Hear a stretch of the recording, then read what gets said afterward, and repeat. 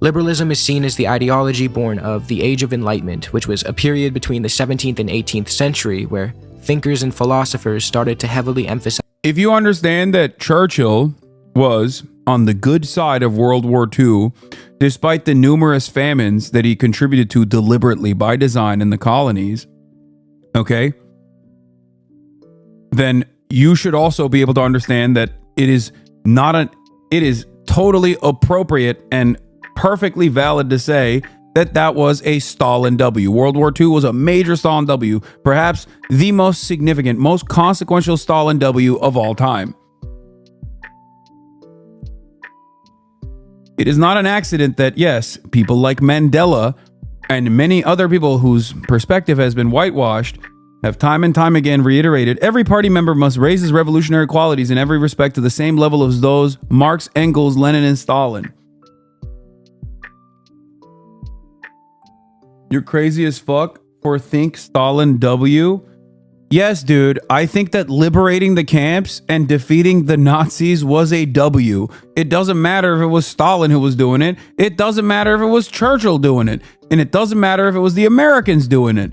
It's a W nonetheless. What kind of fucking ridiculous attitude do we have here? No, it's a good thing, okay?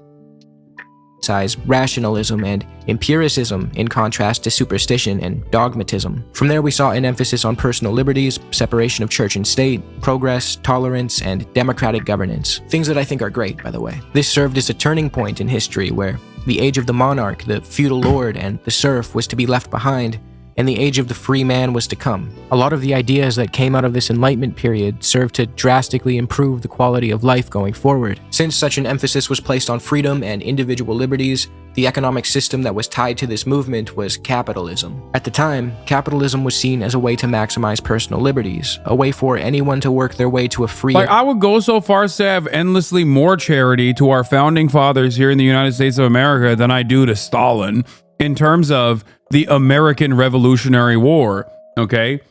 Like, those dudes were literally fucking slavers, man. What are you talking about? And I still give them that W for defeating the English, okay? Like, that's crazy. That's crazy that, like, that is not only permissible thought, but, like, the fact that you even bring up the founding fathers being slavers is, like, a big fuck you to American history. But God forbid you say Stalin W for killing fucking Nazis. Like, that's crazy. That's insane, dude. ...and happy life, and an improvement to feudalism, and all the unspeakable economic arrangements that preceded it. During this period, capitalism was a very progressive system, but the people of the 18th century had no way of knowing how dangerous this economic model would be in its accelerated form. They couldn't properly gauge the ecological devastation or immense capital concentration that was to come in the next couple of centuries. There were some Enlightenment thinkers like Jean-Jacques Rousseau who had a hunch that this shit could go wrong, and he wrote about it in his work, A Discourse on Inequality, where he took aim at things like property and wealth disparities and argued that inequality was likely to lead to despotism. But for the most part, the ideas that emerged during the Age of Enlightenment served as a massive step in the right direction. Fast forward to the modern day, and we see that Rousseau's predictions were spot on. But this doesn't mean that all the ideas that came from the Enlightenment were bad or destined to age poorly. As someone critical of capitalism, I believe that by implementing a new and more equitable economic model, we can truly live up to the values and ideals of freedom thought of during the Enlightenment. I see libertarian socialism as the logical extension of Enlightenment principles, but I digress. So, when I use the term liberal in this video, I will be referring to people or states that claim to be proponents of the ideas that emerged during the Enlightenment. The US and other Western countries claim to be liberal democracies, regardless if the party in power calls themselves liberal or conservative. This video is not going to be me attacking liberalism as much as it will be a critique on those who claim to uphold the ideas of freedom and democracy insincerely, just to use them as a cudgel to bully others who may want to organize their societies differently. There's a long history of nominal liberals acting illiberally, siding with authoritarians and discarding... No, you don't understand. That was good, actually. That was good because the alternative was far worse.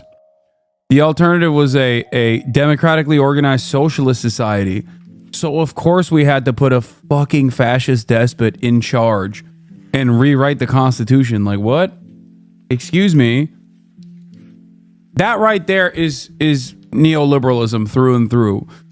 As long as market interference is done at the behest of private enterprise, it does not matter if it is a monarch, a God-ordained king, or a authoritarian fascist that is in control of the country. Because as long as free enterprise flows and as long as the market interferences are done at the behest of private enterprise, it's A-okay, baby.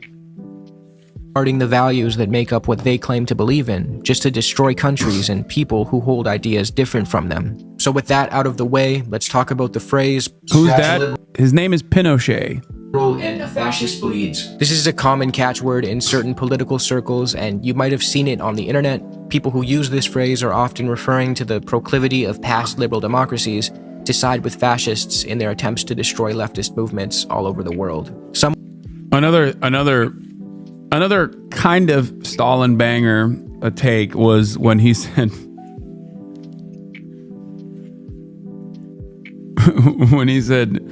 social democrats are social fascists. Some will argue that the prioritization of property rights and capitalism are so intertwined with liberalism that liberals perceive an attack on capitalism to be an attack on their very freedoms, which then leads them to siding with the illiberal to defend their economic model. Put simply, the argument is that liberals will team up with fascists if it means they can destroy leftists because leftists threaten capital. In this video, we will test that theory and go over just 3 of the many times this has happened in the past century.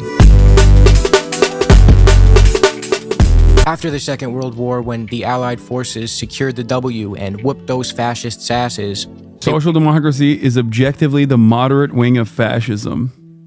Yeah. Went on to lead the world into an era of anti-fascist resistance, and they did everything in their power to defend the ideals of freedom and self-determination for every nation on Earth.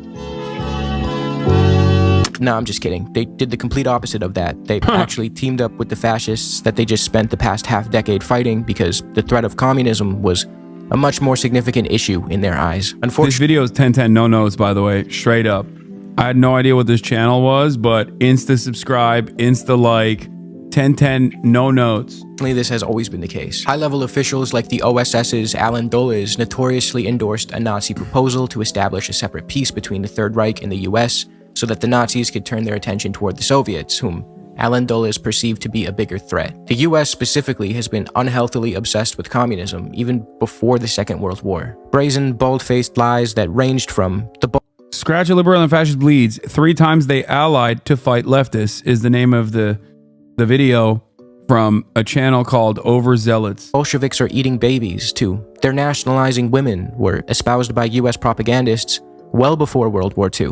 Operation Gladio ensued in the immediate aftermath of the war. Gladio entailed stay-behind fascist militias organized by NATO. This is why I'm not exactly fond of NATO. For all the people who are always like, wait a minute, Hassan, why don't you like NATO? I don't understand. Like, we're supposed to be progressive, and Russia, especially in its modern iteration, is not progressive. It's illiberal. It's an irredentist force of evil. It is currently expanding its empire.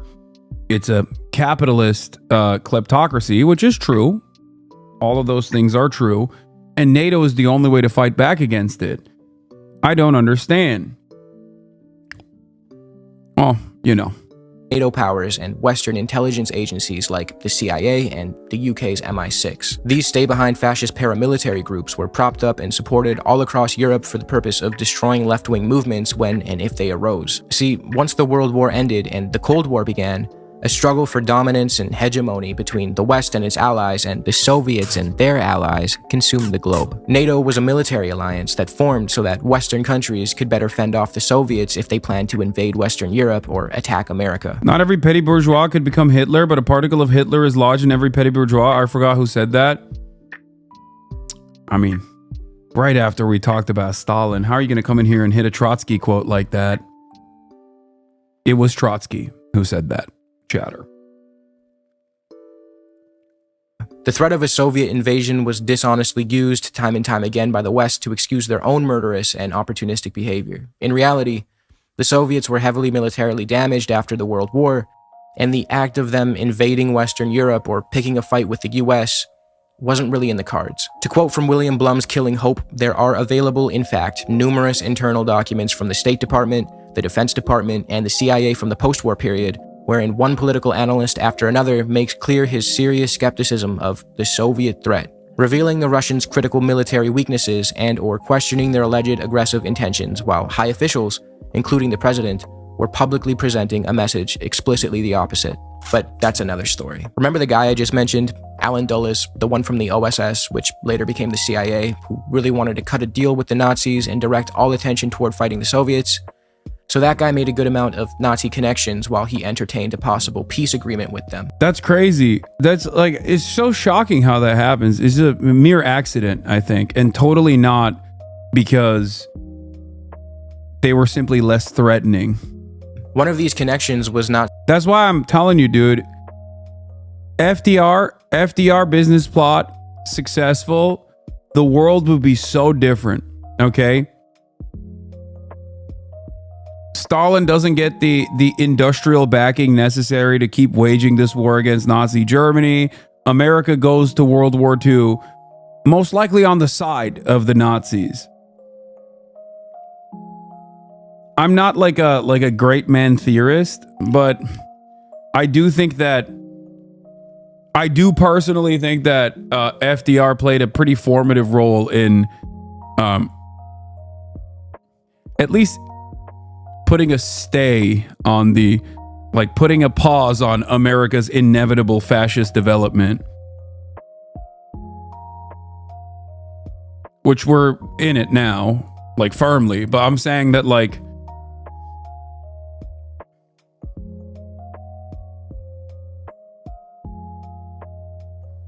but he pushed it back at least, I don't know, 40, 50 years with that act alone. Nazi General Reinhard Gehlen, who, knowing that the Nazis were going to lose the war, informed Dulles of his idea to form clandestine guerrilla armies composed of Hitler Youth and other fascists who would stay behind after the war to fight off communism wherever it popped up. Since Dulles was paranoid about a potential Soviet invasion of the West, he believed that he had to develop these stay-behind fascist militias and assist them. Dulles later went on to bring Gehlen and some of his other Nazi friends to Fort Hunt, Virginia, where they had dinner with a bunch of US officials who came up with a little plan.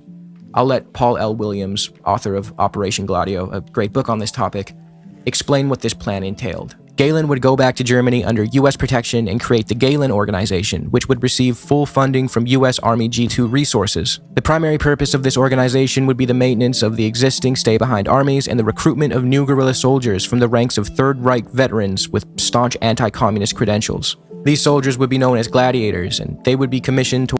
And it all happened because of Pearl Harbor, so honestly, W Japan. No, I think Pearl Harbor gave enough momentum in the eyes of the rest of the American public for FDR to do what he wanted to do already, I think. I think I think Pearl Harbor was the turning point that allowed FDR to be like, no, we got to do something. This is crazy. Also, that chatter is joking. He's not saying W Japan for Pearl Harbor. to ward off communist invaders in the Great Theater of post-war Europe. The operation in which they were engaged was to be known as Gladio, after the short swords Roman gladiators used to kill their opponents. So not only did the Western liberal democracy fund literal Hitler Youth death squads and other fascist paramilitary groups... This is 100% true. There were socialists and trade unions who died in the streets for the New Deal. It wasn't just FDR's generosity. I wasn't even talking about the New Deal. I was talking about FDR's actions during in the lead up to the World War II. It wasn't just about the New Deal. But you're right. You're absolutely correct in terms of the New Deal. It was pushed for by trade unionists and socialists who straight up died for it. And also, Pearl Harbor just offered FDR the broad recognition and permission to go to war at a time when there were plenty of Americans, like the German Bund movement, that actively was trying to keep America out of World War II and maybe even side with Nazi Germany. All over Europe and directly work with Nazi officials to do so. But according to Paul L. Williams, the creative ways in which this operation was funded include illicit activities involving the Mafia and the Vatican. If you want more information on that, then check out his book. It's great. It's important to note that by 1987, an estimated 6 million people had died due to covert CIA operations, according to the Association for Responsible Dissent. The CIA claims these deaths were a result of a war against communism, even though a good deal of these killings took place in countries that weren't even communist, just merely a threat to American business interests. Gladio is far from the only instance of supposed proponents of liberal democracies teaming up with fascists to destroy the left. It's not even the only time they've teamed up with a former Axis power to fight communists. Shortly after the Japanese surrendered in 1945, the US began using the Japanese soldiers who were still in China to help fight the Chinese communists. At the time, China was engaged in a civil war between the communists led by Mao Zedong and Zhou Enlai, and the nationalists led by Chiang Kai-shek. Although the Chinese communists provided significant assistance to the Americans during the Second World War by offering intelligence on Japanese occupiers, rescuing and caring for downed US airmen, and more, the US ultimately chose to align more closely with the Chinese communists were the most fucked over, okay? Number one most fucked over. Chiang Kai-shek and his nationalists. The OSS, which later became the CIA, estimated that the majority of Chiang's military effort was actually directed against the Chinese communists and not the Japanese occupiers who wreaked havoc all over China. Once the war had ended, Chiang had incorporated Japanese units into his army and began working heavily with officials who had collaborated with the Japanese and served in their puppet government. You would think that, having just fought a bloody and brutal war against the Japanese, the US would steer clear of aiding Chiang's nationalist army, considering it was packed with their former fascist enemies, but no. Since Chiang Kai-shek was relentlessly anti-communist, the US had no qualms about supporting him and his nationalist army. In fact, in President Truman's memoirs, he wrote about using enemy Japanese troops to hold off the Chinese communists. Quote, "It was perfectly clear to us that if we told the Japanese to lay down their arms immediately and march to the seaboard, the entire country would be taken over by the communists. We therefore had to take the step of using the enemy as a garrison until we could airlift Chinese national troops to South China and send Marines to guard the seaports. The US transported nationalist troops all over China and Manchuria. About 500,000 of them were sent by ships and planes in the attempt to get them to important centers and ports before the communists. The American involvement in the Chinese Civil War quickly reached the point of having US Marines sent into China to guard railroads, mines, bridges, and more for the nationalists. This eventually escalated to US involvement in the fighting as well. US soldiers began attacking areas controlled by the communists. There are also reports of them indiscriminately shelling civilian villages. An interesting detail that caught my attention while researching this conflict was the fact that even after the US troops attacked Chinese communists and the villages they controlled, the communists would still rescue downed American airmen and tend to their wounds whenever they would crash. William Blum chalks this up to the fact that, at the time, the US was internationally respected and admired, and Chinese peasants, communist or not, may have still looked up to the Americans. After a while, the US troops who were stationed in China— It's so crazy. The American motion, especially post-World War II, is kind of wild because virtually everyone, including revolutionary figures that America considered to be enemies of the state, like Ho Chi Minh, literally consistently looked up to the Americans as like titans of enterprise slash incredible revolutionary figures.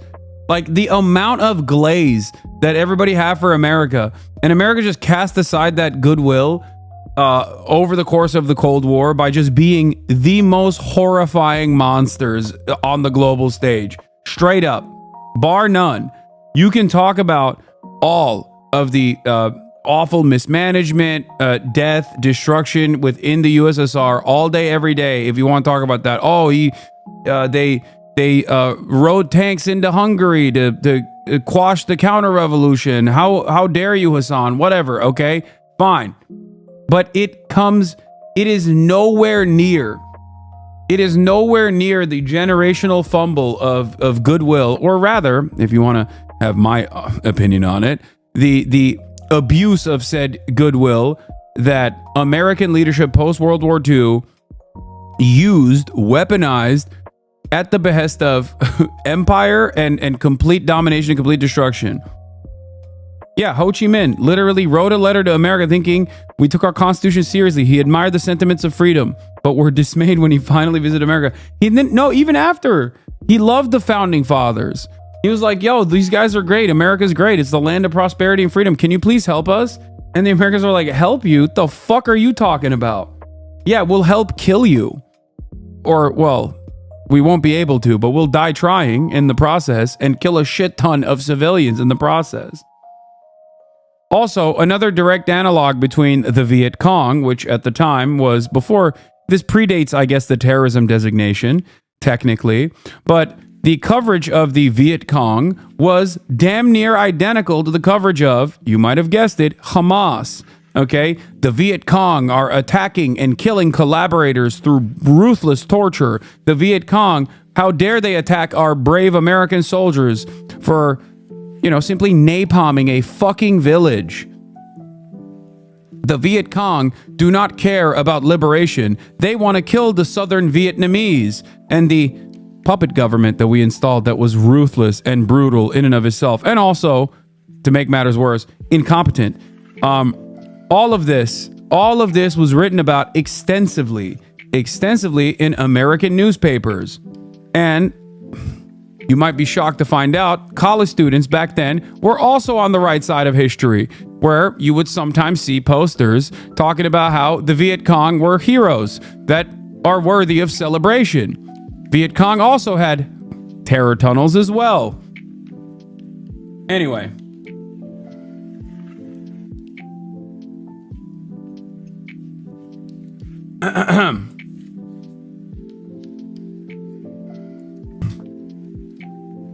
Yeah, mass condemnations. Do you condemn the Viet Cong? Condemn the Viet Cong, please. I'll never forgive Jane Fonda for going and posting alongside the Viet Cong and an anti-aircraft weapon. Began to question why they were still in Asia and not back home.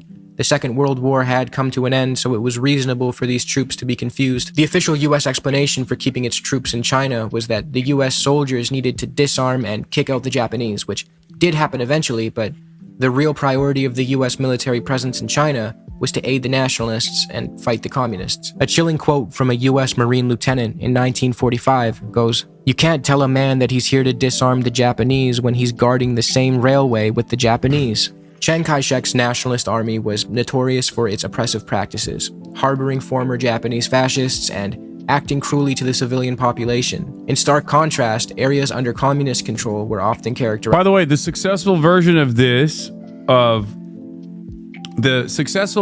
like openly collaborating with those who collaborated with the Japanese colonialists happened in South Korea. Just so you understand. In terms of like, scratch a liberal and a fascist bleeds 3 times they allied to fight leftists, it's actually not 3 times. It's virtually every time. America, historically, has never had an issue with aligning with brutal autocrats. Okay? Always. There is no issue there. As a matter of fact, one might even say it's the modus operandi of the United States. Characterized by honesty, fairness, and strong civilian support. Despite this, the US, fully aware of Chiang's brutality, the world's worst leadership is what the head of the US military mission in China called it, still chose to align itself with the nationalists. Wait, hold on. I wonder where Chiang Kai-shek went to. Wait a minute, this video left out a key part of this story. What happened to Chiang Kai-shek? What happened? I wonder. I mean, I know he's not deliberately doing that. What happened to Chiang Kai-shek? Oh, yeah, he escaped to a little island, right? What was the island called? Unsubscribe? Wait, what do you mean? From Mr. Zealot? Yeah, a little island called Formosa. Because it keeps saying America aligned with Chiang Kai-shek's leadership. And I just don't understand how that leadership existed still. Oh, that's right. Cool things happened. Island where everyone got healthier. Yeah. No, definitely. Went to Taiwan, oppressed the native Taiwanese people, and declared it China too. Yeah, he didn't declare it China too. He declared it China, the Republic of China.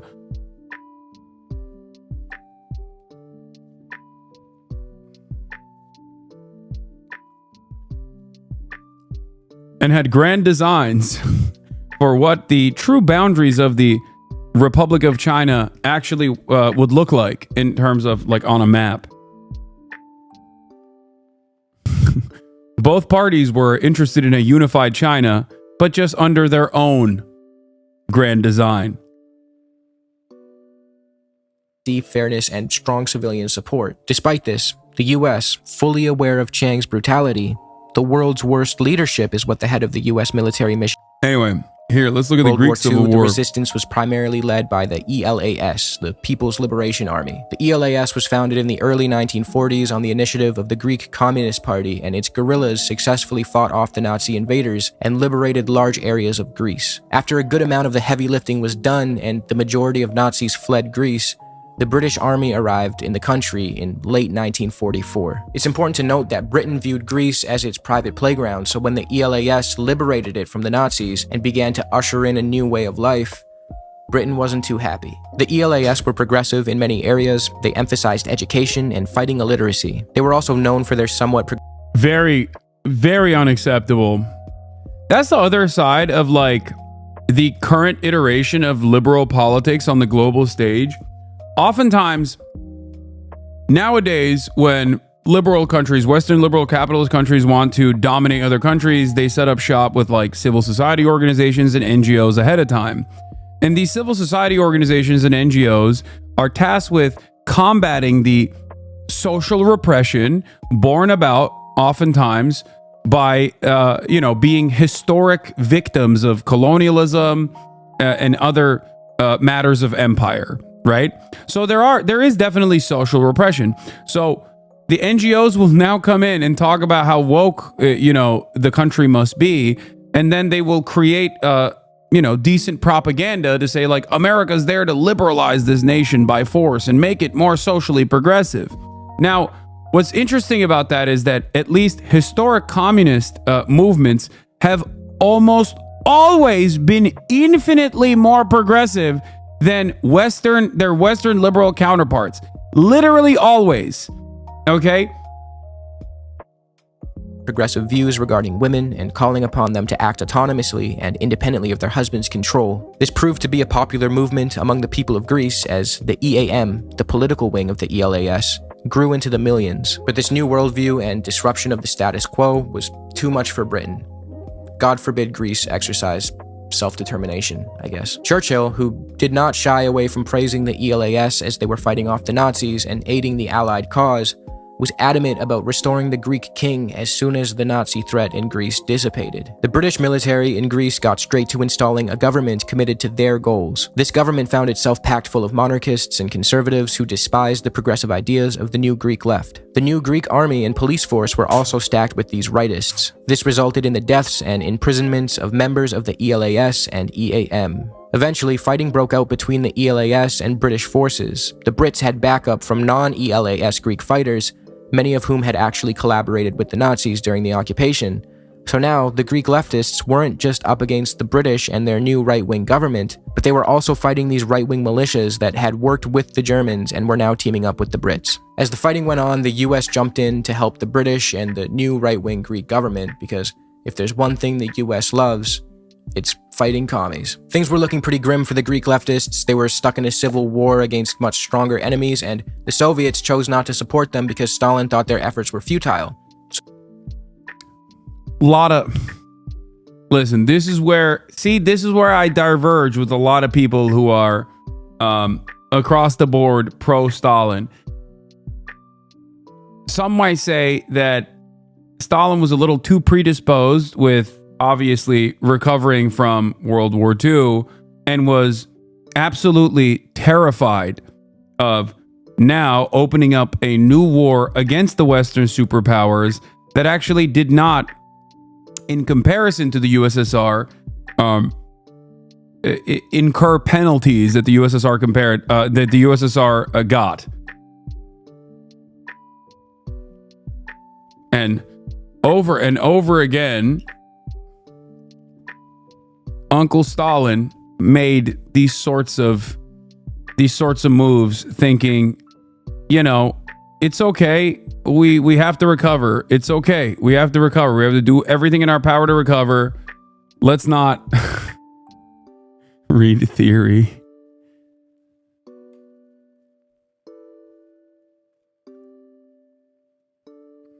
Yeah. Disbanding the Comintern at the behest of Western leaders. Always being the last guy to help.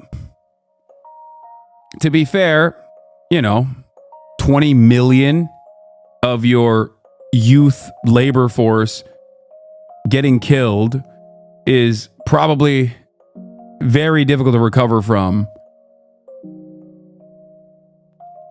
So they turned to Yugoslavia for aid, which supplied them with arms and sanctuary. As the British became preoccupied with trying to rebuild their own country in the aftermath of World War II, it became increasingly difficult and unwise of them to continue the fight against leftists in Greece, especially since the ELAS persisted relentlessly. They were not giving up in their fight. This led to the US picking up where the British left off. Turkish political streamer Hassan Piker says Russia should have invaded Greece. Yes. Unironically. And then they should have invaded Turkey. What are you talking about? Yeah. The USSR should have both invaded Greece and Turkey. Hot take. Yes, my country too, please. Oh my God, imagine a communist Turkey. Holy fuck. Little bit of liberal tag team. The government in Greece by this point was corrupt and still backed by the US and the British. It was known to terrorize leftists and torture them in island prison camps. Officials in Washington were fully aware that their client government in Greece was a human rights disaster, and even staunch American anti-communists were disgusted by it. By the end of 1947, American aid was entirely supporting the Greek military. This included weaponry, food, and clothing. Hundreds of millions of dollars of supplies and equipment was given to the Greeks by the US. The Americans even created a secret army reserve composed of those Greek Nazi collaborators I mentioned earlier. This freedom-loving harbinger of liberalism and democracy just couldn't stop teaming up with its old fascist enemies. The Americans became so wrapped up in the fighting in Greece that their involvement was no longer just funding and aiding the Greek military. Was another socialist? No. What are you talking about? Absolutely not. In their fight against the ELAS guerrillas. The US military mission eventually took over the development of battle plans from the Greek generals and sent over 250 American army officers to the country to make sure Greek army divisions were complying with US directives. By 1949, the US had successfully defeated the ELAS and fulfilled its goal to keep Greece as its little puppet state. The US remained heavily involved in the Greek government, with Greek prime ministers coming to power only after US suggestions or demands. This caused Greek politicians to grow upset at the American influence over their country and the lack of Greek autonomy. The US did not appreciate these troublemakers drawing attention to how much undue influence the US had over Greece, so in 1967 it supported a coup and a subsequent military dictatorship. Their best bet was to just get rid of democracy altogether, I guess. The fascist junta that took over Greece in 1967 ruled the country brutally until 1974, and it too enjoyed the support of the US. George Papadopoulos, the de facto leader of this junta, was on the CIA's payroll for about 15 years leading up to the coup and was a Nazi collaborator during the 1940s under the German occupation of Greece. Like I said earlier, this video is not me attacking liberals. I don't see the point in that, but I do think it's important to shed light on past alliances between those who claim to be acting in the pursuit of spreading freedom and democracy when in actuality, they were just bullies and murderers. The ideas of the Enlightenment, freedom, reason, empiricism, democracy, they are worth protecting and upholding, but historically, those who purported to do so lied. Before I go, I would be remiss to act as though the Soviets never flirted with the idea of working with fascists. From the German-Soviet Axis talks, non-aggression treaty, to the supplying of Nazi Germany with raw materials like oil in exchange for German machinery and manufactured goods, this is behavior that modern leftists would never forgive or try to excuse if carried out by any other country. It's almost as though Stalinism, although extremely nuanced and impossible to properly touch on as a footnote, was chock full of mistakes and deviations from socialist principles. Now, this does not mean that leftists have some sort of proclivity to side with fascists, as some may argue, from the aforementioned ELAS in Greece. Especially because socialists historically have been the only game in town when it comes to defeating fascism. That's just the historical truth. No matter how hard liberals tried to take credit for it and have successfully designed society in the aftermath, especially of Cold War, or during the Cold War as well, to move away from that reality. Who fought off the German occupation, anarchists in Spain who resisted Francoism, Tito's partisan forces who liberated Yugoslavia from the Nazis, and many more left-wing groups all across Latin America, Asia, and Africa. Just because Stalinists entertained such a betrayal in the beginning of the war, although they more than made up for it on the Eastern Front later, does not mean that leftists haven't historically offered a natural, almost instinctive opposition to fascism time and time again. I bring this up because it's important to hold people who claim to be socialists to the same standard we hold others to. Resisting fascism should be a universal ideal, and that should not be a controversial thing to say. That's all I have. True. Liberals speak to the individual particular in the name of the universal. All men are created equal means white land-owning men are equal under this law. Yeah. But yeah, if you're wondering how like America became so weirdly fascist when you got like the reincarnation of Henry Ford literally sig heiling twice on the day of the inauguration to a crowd of fans that are clapping alongside him, it took a long time to get here, but at least elsewhere, and even in the United States of America as well, because we did import a bunch of fascists here as well, Operation Paperclip, America very quickly was like, oh, we need to find the communist killers. Who are the best communist killers? That's right, the fucking fascists. Let's work with them now to fight off.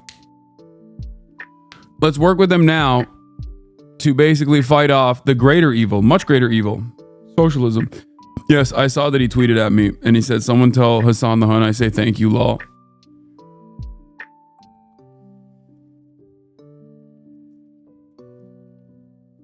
Why didn't the US ally with the Nazis against the USSR then? I already gave you the answer. I mean, you can say it's a much simpler argument to make for at least England, right? But for the US, there was a lot of people who wanted to align with Nazi Germany.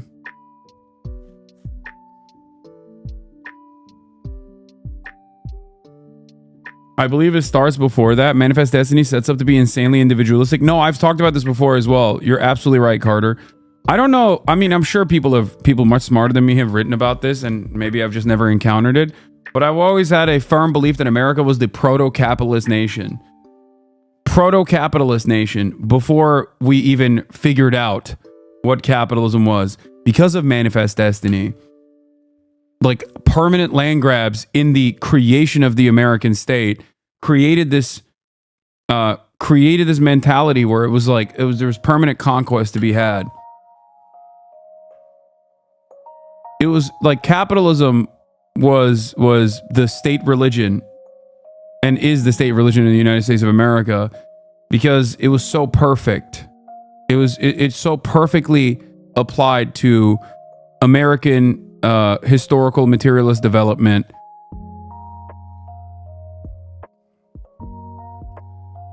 I believe it starts even before that. Manifest Destiny sets us up to be insanely individualistic along the entire founding of the country being fuck taxes. All this bullshit of no representation isn't true. It's all about fuck you, I got mine. This was a huge topic I studied in college called Turn of the Century. We were built to be neoliberal. Mormons treat the Constitution as a holy document. Yeah. Can you define proto-capitalist a bit more? I mean, even circa the Industrial Revolution, Americans were doing a whole bunch of stuff. Like, the settlers were doing a whole bunch of things that made it so, made them so open-minded to this way of thinking.